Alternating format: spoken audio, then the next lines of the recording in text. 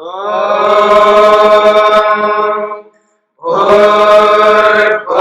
स्वः तत्सवितुर्वरेण्यं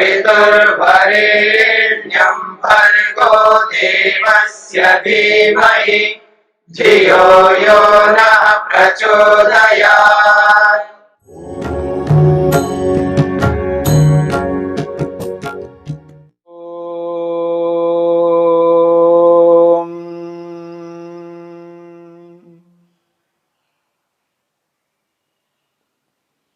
साधन पाद के 30वें सूत्र में यम के विषय में बताया है। यम के 5 विभागों में दूसरे विभाग को लेकर के हम विचार कर रहे हैं, सत्य। इस बात को सभी स्वीकार करते हैं, सत्य बोलना चाहिए, झूठ कभी नहीं बोलना चाहिए। परंतु लोक में प्रचलन है, अक्सर बोला करते हैं, किसी भले के लिए यदि झूठ बोलते हैं तो वो झूठ झूठ नहीं है, वो सत्य है। यानी किसी के भले के लिए यदि झूठ बोलते हैं तो वो झूठ झूठ नहीं है, वो सत्य ही है, ऐसे लोक में बोला जाता है। यानी किसी के भले करने के लिए झूठ बोलना वो झूठ नहीं है। इस विचार को, इस मंतव्य को यदि समझने का प्रयत्न करें तो ये कितना उचित है, ये हमें समझने का अवसर मिलेगा। किसी के भले के लिए यदि झूठ बोला जाता है, किसी के भले के लिए, तो जो झूठ बोला जा रहा है वो झूठ किसी और के लिए होगा, पर उसकी जो हानि होगी वो दिखाई नहीं देता व्यक्ति। यानी उसके भले के लिए तो आपने झूठ बोला है, लेकिन तो उस झूठ से जिस किसी के साथ अन्याय हो रहा है उसकी तो हानि हो रही है, उसकी भला तो कभी नहीं हो सकता। इसलिए किसी के भले के लिए झूठ झूठ नहीं होता है, यह सिद्धांत उचित नहीं है। यानी यदि किसी को नौकरी मिल रही है, अगर उसकी भला हम चाहते हैं, उसकी भलाई होती है नौकरी प्राप्त करने से, इसलिए मैंने झूठ बोल दिया। क्या झूठ बोला? यही झूठ बोला है, यह व्यक्ति अनुभवी है, इसके पास एक्सपीरियंस है, 2 साल का, 4 साल का, 5 साल का। झूठ बोला ताकि उसका भला हो जाए। तो उसके भले के लिए मैंने झूठ बोला, तो दूसरे की हानि जो होगी इस झूठ से, यह क्यों नहीं दिखता व्यक्ति को? क्योंकि उस नौकरी के लिए वो अकेला व्यक्ति नहीं है, उस नौकरी के लिए तो बहुत सारे लोग हैं। तो जिनका वास्तव में अनुभव है, एक्सपीरियंस है, और जिनका अनुभव होता हुआ भी उनको नौकरी नहीं मिल रही है, और जिसका अनुभव नहीं है फिर भी उसको नौकरी मिल गई है मेरे झूठ के कारण से, तो मैंने तो उसकी भला देखी, लेकिन उसकी भला नहीं देखी जिसका वास्तव में अनुभव था, जिसकी हानि हो रही है। इसलिए एक ही पक्ष देखना, सिक्के के एक पहलू को देखना, यह बुद्धिमत्ता नहीं है। झूठ से हानि होती है, झूठ से कभी लाभ नहीं हो सकता। हां, वो जो लाभ है, जिस लाभ को लेकर के हम सोचते हैं, विचार करते हैं, और जो हानि है, जिस हानि को लेकर के हम विचार करते हैं, ये तात्कालिक लाभ हानि को लेकर के हम नहीं सोचना चाहते। तात्कालिक हानि हो सकती है, तात्कालिक लाभ हो सकता है, उसे हमें नहीं चाहिए वो तात्कालिक लाभ। क्योंकि तात्कालिक उस लाभ से दीर्घकालीन जो लाभ होने वाला है वो लाभ नहीं होगा। क्योंकि इधर झूठ बोल करके नौकरी की तो प्राप्त कर लिया, नौकरी ले ली, लेकिन ईश्वर की दृष्टि में, ईश्वर की दृष्टि में तो हानि है। ईश्वर कभी मेरे इस गलत कर्म को छोड़ नहीं सकते, क्योंकि ईश्वर न्यायकारी है। जब मेरे को उसका फल देगा तब वो जो दुख मिलेगा, कष्ट मिलेगा, तब जो हानि है वो छोटी मोटी हानि नहीं है, वो बहुत बड़ी हानि है। किसी को ये लगता हो किसने देखा उस फल को, किसने देखा उस फल को, क्या पता ईश्वर देगा नहीं देगा, क्या पता ईश्वर है या नहीं है, क्यों डराते हो, क्यों भय दिखाते हो, किसको पता है? ऐसा कोई नहीं कह सकता, क्योंकि ये तो प्रत्यक्ष है, ये सबको दिखाई दे रहा है। फल देने वाला दिखाई नहीं दे रहा है, लेकिन फल तो दिखाई दे रहा है, फल तो सबको प्रत्यक्ष है। किसी को जन्म से ही शरीर के सभी अंग विद्यमान हैं, किसी को जन्म से आंखें नहीं है, किसी को सुनाई नहीं देता है, कोई बोल नहीं सकता। ये जो फल प्राप्त हो रहा है, इससे कितनी बड़ी हानि होती है, इससे कितना बड़ा दुख प्राप्त होता है, ये क्यों नहीं देख सकते? किसी का शरीर बहुत काला है, वो नहीं चाहता काला बनूं, वो गोरा बनना चाहता है, लेकिन उसको काला शरीर मिला है। ये किसका फल है? कोई बिल्कुल बोना पैदा हो गया है, बहुत छोटा सा है, वो 5-6 साल का लगता है 50 साल का है, जीवन भर उसको बोना रहना पड़ता है। ये किसका फल है? क्यों ये दुख मिल रहा है उसको? जीवन भर के लिए दुख मिला है। कोई बहुत नाटा है, किसका फल है? जन्म से उसको सारे साधन उपलब्ध नहीं है जो होने चाहिए, अभाव में जी रहा है, ये किसका फल है? विद्या नहीं मिल रही है, अच्छा परिवेश नहीं मिला, अच्छे संस्कार नहीं मिले, जन्म ही ऐसे स्थान पर मिला, ये किसका फल है? और जन्म लेते ही सारे सुख के साधन हैं, ये किसका फल है? कोई तो व्यवस्था करने वाला है, व्यवस्थापक नहीं दिखाई दे रहा है, लेकिन व्यवस्था तो दिखाई दे रही है। फल देने वाला दिखाई नहीं देता, लेकिन फल तो प्रत्यक्ष हमें दिखाई दे रहे हैं। तो ये कैसे कह सकते हैं कि किसने देखा? हम सब देख रहे हैं, ये जो फल हमें प्राप्त हो रहा है,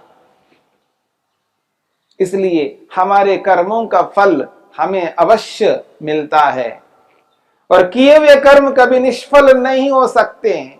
इसलिए असत्य बोलते हैं तो उस असत्य का फल हमको असत्य के फल के रूप में ही मिलेगा, और सत्य का फल सत्य के रूप में ही मिलेगा। इसलिए सदा असत्य से हानि ही होगी और सत्य से सदा लाभ होगा। हां, तात्कालिक हानि लाभ को हानि लाभ नहीं समझना चाहिए, क्योंकि परिवेश गंदा है। गंदा इस रूप में है, लोग ये समझते हैं कि अवसरवादी बन करके झूठ मूठ का व्यवहार करके अपने प्रयोजन को सिद्ध कर लेना चाहिए। क्योंकि माहौल इस प्रकार का है, तो उस माहौल में हमें हानि हो सकती है, तात्कालिक हानि। उस तात्कालिक हानि को स्वीकार करते हुए हम चलें तो लंबे काल में आगे चल करके जो बड़ा लाभ मिलने वाला है वो ईश्वर निश्चित रूप से देगा। क्योंकि हमें जो अंतिम फल प्राप्त होता है वो ईश्वर के माध्यम से प्राप्त होता है। मनुष्य शरीर बनाना, मनुष्य शरीर के रूप में फल देना, सर्वांग पूर्ण शरीर प्रदान करना, उत्तम शरीर प्रदान करना, उत्तम स्थान में प्रदान करना, उत्तम माता पिता के यहां जन्म देना, ये सब ईश्वर के अधीन है। इसलिए इस बात पर विचार नहीं करना है कि अवसरवादी बन करके आपत्ति काल में झूठ बोलने से वो झूठ झूठ नहीं होता, वो सत्य ही होता है, ऐसा कोई सिद्धांत नहीं है। इसलिए सदा सत्य बोलना चाहिए। हां, सत्य बोलना चाहिए, लेकिन सत्य कहां बोलना चाहिए, कहां नहीं बोलना चाहिए, इसका बोध अवश्य कर लेना चाहिए। ये जरूरी नहीं है कि सत्य बोलना चाहिए, इसका अभिप्राय यह है कि कहीं पर भी हम सत्य बोले। जहां बोलने की आवश्यकता है, जहां बोलने से हम अपने देश के लिए, अपने राष्ट्र के लिए लाभ पहुंचाते हैं, तो वहां बोलेंगे। और जहां ऐसा नहीं होता है, पूरे राष्ट्र को, देश को ध्यान में रख करके यदि चलना है, तो उस दृष्टिकोण से जहां नहीं बोलना है तो वहां नहीं बोलेंगे।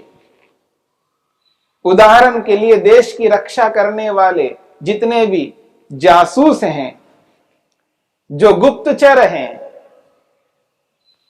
अपने देश की रक्षा करने के लिए देश के विषय में महत्वपूर्ण स्थितियों को जो गुप्त रखने वाले हैं, ऐसे गुप्तचर यदि वो सत्य नहीं बोलते हैं, वो देश के लिए नहीं बोलते हैं, ऐसे लोगों के लिए अलग नियम है और सामाजिक व्यक्ति के लिए अलग नियम है। गुप्तचर विभाग में जो काम करते हैं, वो देश को सुरक्षित रखने के लिए, देश को हानि ना पहुंचाए लोग, उसके लिए वो बात नहीं बताते हैं, नहीं बताना चाहिए। उनका वो कर्तव्य है, उनका वो धर्म है। वो उनके जिस किसी भी स्थिति में रखते हुए उसको, देश को बचाए रखना है उनको। उसके लिए वो औरों के साथ कैसा व्यवहार करते हैं, उनको कैसे चकमा देते हैं, उनको कैसे भ्रांति में रखते हुए और अपने देश को बचाते हैं, वो सर्व कल्याण के लिए वो जो करते हैं, वो राजनीति है, वो राजधर्म है। और राजधर्म में, राजधर्म के अनुसार यथार्थता को जीवित रखने के लिए जो राजधर्म को निभाने वाले जिस रूप में करते हैं, वो अलग प्रकार का धर्म है। अर्थात क्षत्रिय का अलग धर्म है, वो क्षत्रियत्व के लिए उपयोगी है, उसको आप सामाजिक नियम में लागू नहीं कर सकते। इसलिए सत्य को सत्य के रूप में समझने की चेष्टा करनी है। जहां नहीं बोलना है वहां बोलना नहीं है। वहां चाहे किसी भी स्थिति में नहीं बोलना है तो नहीं बोलना है। देश की सुरक्षा का सवाल है, वहां पर नहीं बोल सकते। चाहे वो कितनी ही यातनाएं दे, कितना ही दुख दे, कष्ट दे, देश के लिए उनको अपने प्राणों का न्योछावर भी करना पड़े, वो करेगा। इसलिए वो हमारे लिए महान है, श्रेष्ठ है। उनको हम नमन करते हैं, जिनके बदौलत, जिनके कारण से, जिनके पुरुषार्थ से आज हम देश में सुरक्षित हैं। हमारी सुरक्षा के लिए वो इतनी यातनाएं सहन करते हैं, तो उनका जो वो बलिदान है वो व्यर्थ नहीं होगा, उनको महान उत्तम फल मिलेगा, क्योंकि वो उत्तमता के लिए करते हैं, देश की उन्नति के लिए करते हैं। वहां नहीं बोलना है। और समाज में भी हम अपने अपने दायरे में रहते हुए यदि अवांछित लोग हमसे पूछते हैं, जिनको नहीं बताना है तो नहीं बताएंगे। कोई भी सड़क पर चलने वाला व्यक्ति हमारे पास आकर के ये पूछे, बताइए आपके पास में कितना धन है, तो आप क्यों बताएंगे? अनधिकारी व्यक्ति को बताना उचित नहीं है, नहीं बताएंगे। ऐसे ही जो देश की रक्षा करने वाले हैं, वो विदेशी आक्रांता लोग यदि अनधिकारी चेष्टा करके हमारी सुरक्षा के उन समस्त विषयों को पूछना चाहते हैं तो हम नहीं बताएंगे। यानी हमारे सुरक्षा के अधिकारी है या सुरक्षा करने वाले गुप्तचर विभाग हैं, वो लोग नहीं बताएंगे। जैसे हम अपने घर में भी कोई अवांछित व्यक्ति आता है तो हमारे घर के जो नियम है, सिद्धांत हैं, हमारी जो संपत्ति है, वो हम उनको नहीं बता सकते क्योंकि वो अवांछित हैं, अनधिकारी है, उनको हम बताएंगे नहीं। यदि मान लीजिए हमारा ही बेटा यानी किसी का बेटा यदि वो अधिकारी अभी बना नहीं है, वो इतना योग्य नहीं बना है कि अपने घर को वो संभाल सके, ऐसी स्थिति में वो व्यक्ति यदि पूछता है तो उससे झूठ नहीं बोल सकते। हमारे पास कुछ नहीं है, या हमारे पास क्या है, थोड़ा बहुत है, बहुत कुछ नहीं है, ऐसा झूठ मूठ बोल नहीं सकते। उनको यही कह सकते हैं अभी आप छोटे हो, जब आप बड़े हो जाओगे, जब आप घर को संभालने योग्य बन जाओगे, तब आपको ये सब मिल जाएगा, अपने आप पता लग जाएगा, अपने आप आपके समक्ष आ जाएगा। इसलिए अभी आपका विषय नहीं है। जिसका जो विषय नहीं होता है उसको हम नहीं बता सकते। जिसका जो अधिकारी नहीं बना है उसको हम नहीं बता सकते।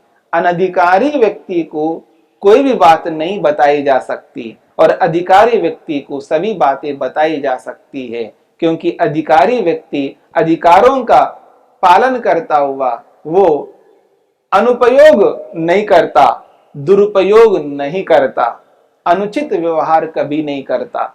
जो ऐसी स्थिति में यदि किसी को बताना पड़ता है अधिकारी के सामने, तब सत्य ही बोलना है, उस स्थिति में असत्य नहीं बोल सकते। और जो अनधिकारी व्यक्ति है उसके सामने कुछ बोलना पड़े तो सत्य ही बोलेंगे, लेकिन बताएंगे नहीं। अर्थात उनको ये नहीं कहेंगे कि हमारे पास संपत्ति है तो नहीं है, ऐसा नहीं बोलेंगे। और हम ये भी नहीं बोलेंगे हमारे पास संपत्ति है, हम ये बोलेंगे हम आपको नहीं बता सकते हमारे पास है या नहीं है। इसलिए नहीं बता सकते क्योंकि आप अधिकारी नहीं है। उसको ये बोलने की आवश्यकता नहीं है कि आप अधिकारी नहीं है, हम यही कहेंगे हम नहीं बता सकते आपको। फिर भी आग्रह होता है तो हम यही कह सकते हैं कि आप अधिकारी नहीं है, आपको हम नहीं बता सकते। अधिकारी को बताएंगे, अनधिकारी व्यक्ति को नहीं बता सकते। कोई भी आकर के हमसे कुछ पूछे, हम अपने देश के बारे में नहीं बता सकते हैं, अपने घर के बारे में, अपने समाज के बारे में नहीं बता सकते। जो भी बताएंगे उचित बताएंगे, लेकिन असत्य नहीं बताएंगे। सत्य बोलना है, लेकिन जो हमारे पास जो गुप्त विषय हैं उनको बता करके सत्य बोलना है, ऐसा नहीं कहा जा रहा है। अनधिकारी है तो गुप्त विषयों के बारे में नहीं बताएंगे, उनको यही सत्य कहेंगे कि हम नहीं बता सकते। और ऐसी स्थिति में यदि कोई हमारी हानि पहुंचाता है, चाहे वो शारीरिक हानि भी क्यों ना पहुंचाए, तो भी हम नहीं बताएंगे। अगर ऐसा करते हैं तो हम अपने सत्य की रक्षा करके, अपनी उत्तमता की रक्षा करके, हम देश के लिए, समाज के लिए अगर बलिदान होना पड़ता है तो बलिदान भी दे सकते हैं, ताकि हमें आगे चल करके बहुत उत्तम श्रेष्ठ फल मिलेगा। क्योंकि ईश्वर कभी उत्तम कर्म का फल अवश्य देगा। ऐसा नहीं कर सकता कि उत्तम कर्म किया और उसका फल ना दे। ईश्वर निश्चित रूप से उत्तम कर्मों का फल देता ही है। इसलिए इस बात को ध्यान में रख करके चलना है कि असत्य किसी भी परिस्थिति में नहीं बोलना है।